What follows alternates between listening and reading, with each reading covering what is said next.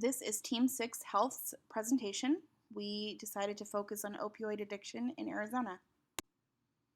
Here's a little bit about us. My name is Cassandra, and I will be narrating this presentation on behalf of Team 6.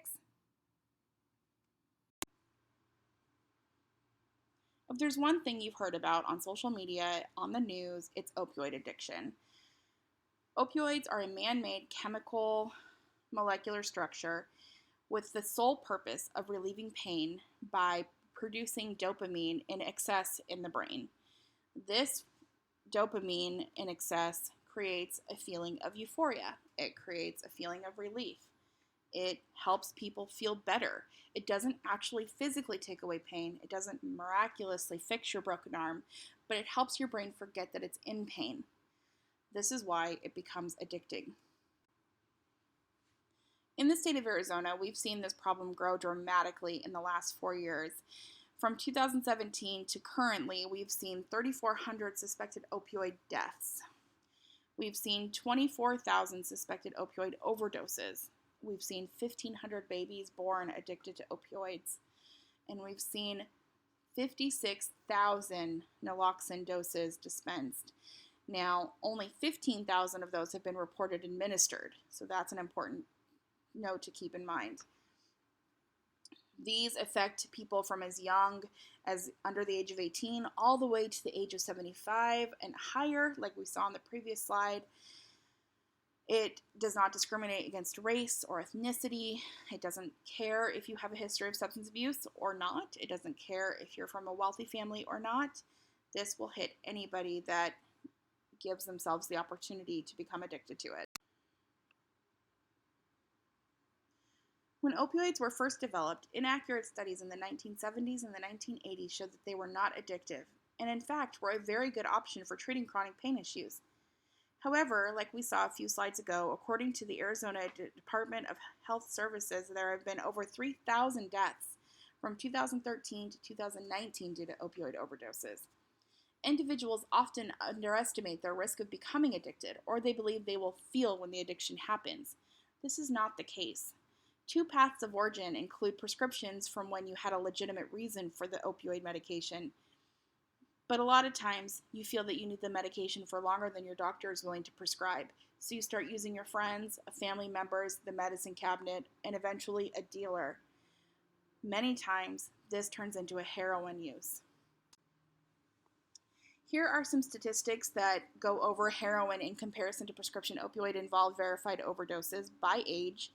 In the heroin, you can see that the 18 to 34 age range is much higher as opposed to a prescription opioid, where actually our highest number is that 55 and up.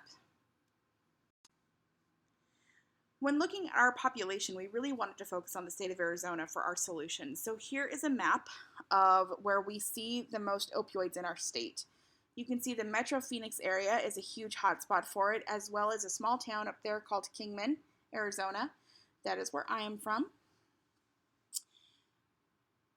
Metro Tucson also has a hotspot. So there are only a few spots in our state that are struggling with this epidemic. However, we are in the top 10 in the country for highest opioid use disorder epidemic issues.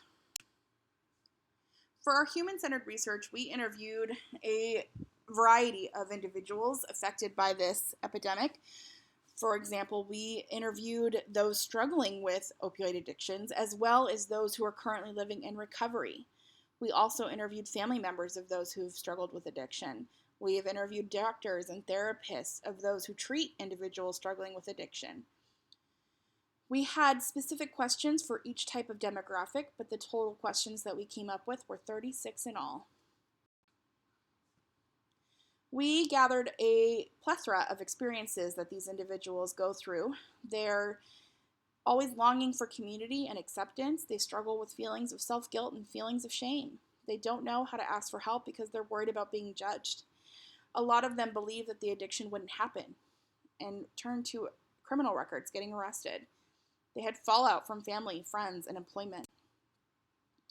There are also some similar barriers to recovery: criminal records from when they were utilizing substances, insufficient insurance coverages, cost of treatment, lack of employment opportunities, and lack of skills necessary to process and navigate the environment and the experiences at hand.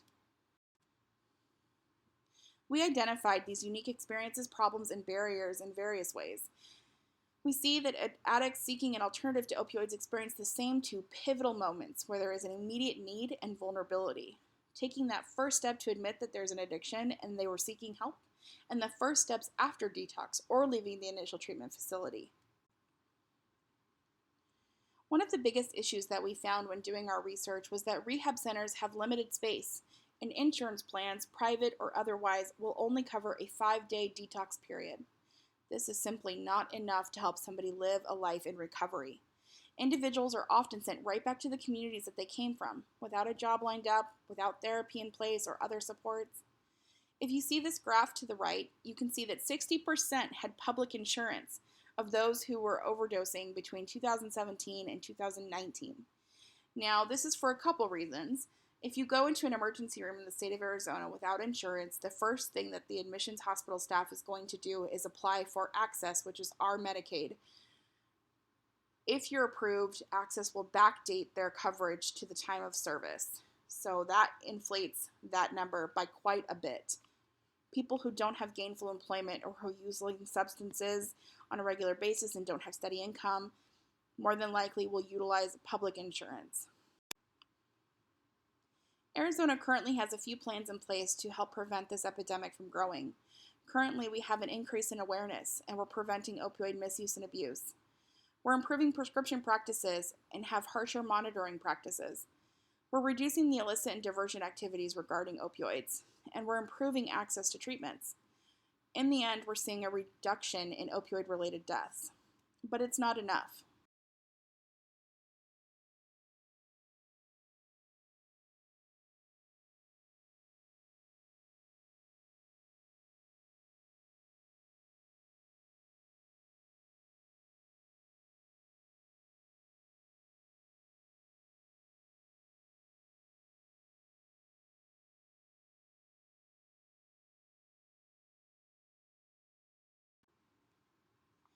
Upon being admitted to a hospital for a substance abuse-related diagnosis, a patient would meet with a recovery coordinator who would ensure that all treatment would be covered under grant funding, so as long as the patient enrolls in their services.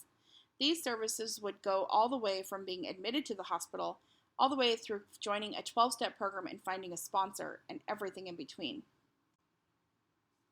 During the patient's stay in the hospital, our recovery coordinators would help coordinate housing to come home to, counseling for after they're discharged, a step down to intensive outpatient therapy, vocational rehab to help build skills and employment opportunities, and they would also be required to participate in career and finance counseling. Finally, they would have to be established in a 12-step program and find a sponsor that they feel comfortable with to stay with long term. Our program benefits a plethora of people, not just the addicts and the patients. Although we do provide immediate assistance and personal care, we also help family members become educated, and we help them set realistic expectations and roles during the recovery journey. We also help medical providers by freeing up their space and supplies and lessening their workload. The first milestones would be to establish a network of hospitals willing to participate as our test locations. We have identified Dignity Health and Banner Health as potential partners. Once a contract is established, recovery coordinators would bring individuals to the contracted organizations to enroll them in the program. Our hope is to organize and establish a live database of rehabilitation treatment centers in Arizona with their current availability, costs, and accepted insurances. We propose a resource mobilization approach to sustainability where recovery coordinators connect with individuals already working in Arizona to promote education, prevention, and treatment opportunities. We also would apply for the Substance Abuse Prevention and Treatment Block Grant, which is grant money the state of Arizona receives to plan and treat patients with substance abuse disorders. It is essential that we have reliable ways to track data showing the success of our program. We would need up-to-date statistics from our hospital network showing current trends of substance abuse-related admittance to their facilities. We would monitor and compare these statistics as our program becomes more integrated with their current treatment plans. We hypothesize that there will be a decline in trends pertaining to readmittance due to our recovery coordinators.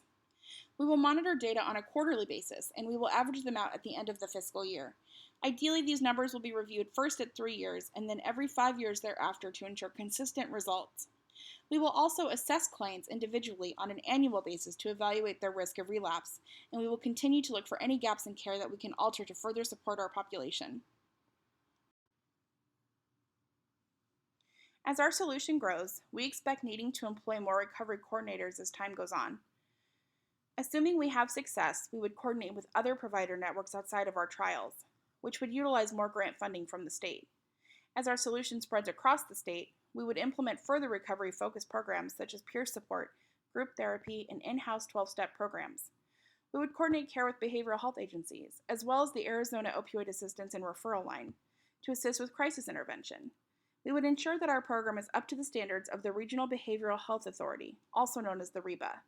Once approved, our program would be eligible for nonprofit funding from the REBA on an annual basis. Long term, we hope to seek a contract with the state of Arizona to make the recovery coordinator position a permanent state position. This would allow for benefits such as medical and dental, vision, 401k, and time off to better support our staff. The state would absorb a percentage of this grant funding utilized to create this position, and in order to sustain it per the contract, we would draft to propose it to the state board. The block grant funding is only renewed as long as it is being used, so our goal is to use as much as possible in order to retain it each year. No good proposal is without criticism, and we were the first to criticize ours. It could be difficult to gain access to HIPAA-related records. We would have a need for licensing and extended education. We understand that this position would come with a high caseload, and high caseloads equal high burnout rates. Earning legitimacy in the community would be difficult, and it would take time. We understand that all of these could be huge setbacks for us, but we still believe that our solution is the best proposed one out there. In conclusion, we understand that opioid addiction affects everyone. And in fact, as you sit and reflect on everything you've just heard, there may be someone that comes to mind that you feel that this solution could have helped. There are two pivotal moments in the journey of addiction, and the first steps are seeking care and those first decisions and actions made after leaving care. A recovery coordinator would centralize aftercare and recovery steps. The next step in implementing this solution would be to find a hospital to test the solution on, gain funding, and find qualified candidates and support staff to fulfill this program. Evaluation and evolution processes are critical in extending funding and expanding the program to hospitals and states. Now you'll see the list of resources we've used for this solution and that are also within our paper. We hope that you enjoyed this presentation, and we hope that you found our solution beneficial and practical. We look forward to any feedback and questions that you may have going forward.